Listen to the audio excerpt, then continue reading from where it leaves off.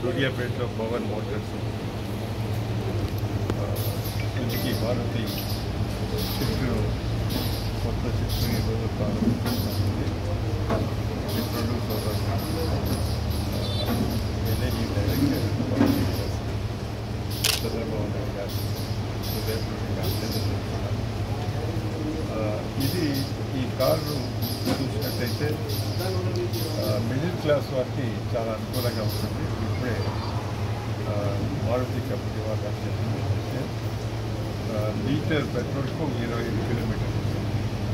అదే కాక safety measures కొరకు 6 బ్యాలెన్స్ కూడా ఫిక్సప్ చేసినటువంటి చెప్తారు. చాలా సంతోషం. ఎందుకంటే దీంట్లో 8 కలర్స్ కొత్తగా స్పెషల్లీ అంటే ఇందులో నేను చూస్తాను.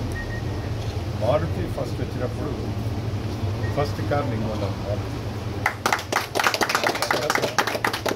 మారుతి 800 మారుతి ఇంపోర్టెడ్ వెళ్ళే. దాని తర్వాత మారుతి 800 కొన్నాను. తర్వాత జిప్సీస్ చాలా ఉన్నాయి. ఇవాళ కూడా మారుతి నేను వాడతాను. దీనిలో ఒకటి ఏ ప్రాబ్లం ఉండదు. ఏదైతే ఇంజన్లో నేను చూసినాను పర్ఫెక్ట్గా ఉండదు. ఎన్ని సంవత్సరాలు కొన్ని లక్షల కిలోమీటర్లు కూడా మారుతిలో ప్రయాణించాను. దాంతో ఈరోజు మాకు ఎక్కువ మంది ఉన్నారు కాబట్టి పెద్ద కార్ తీసుకుంటున్నారు తప్ప అన్నిటికన్నా నాకు ఇష్టమైన కారు ఇవాళ కూడా మారుతి. ఎందుకంటే అన్ని విధాల ఇంజన్ చూసినా తర్వాత ఏ యాంగిల్లో చూసినా కూడా నెంబర్ 1 ఈ కారు మారుతి. ఇది మా నాయకుడు సంజయ్ గాంధీ గారికి ఇది ఆలోచన విధానం.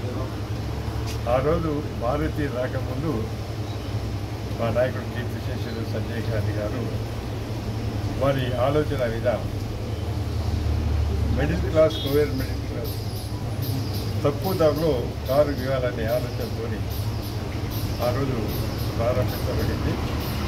ఆ తర్వాత రాజీవ్ గాంధీ గారు వారు ప్రమాదవశాలు సంజయ్ గాంధీ గారు చనిపోయిన తర్వాత ఇది మారుతి రాజీవ్ గాంధీ గారి హయాంలో రావడం జరిగింది. ఈరోజు నాకు చాలా సంతోషం అనిపిస్తుంది. నా చేతిలో విధిగా మంచి కారు ప్రారంభంలో చాలా సంతోషంగా అనిపిస్తుంది. నేను ఈ కారు కొన్ని కస్టమర్స్ కూడా నేను సజెస్ట్ చేస్తున్నాను. ఎందుకంటే సర్వీస్ సెంటర్ కూడా ఇక్కడ ఉంది.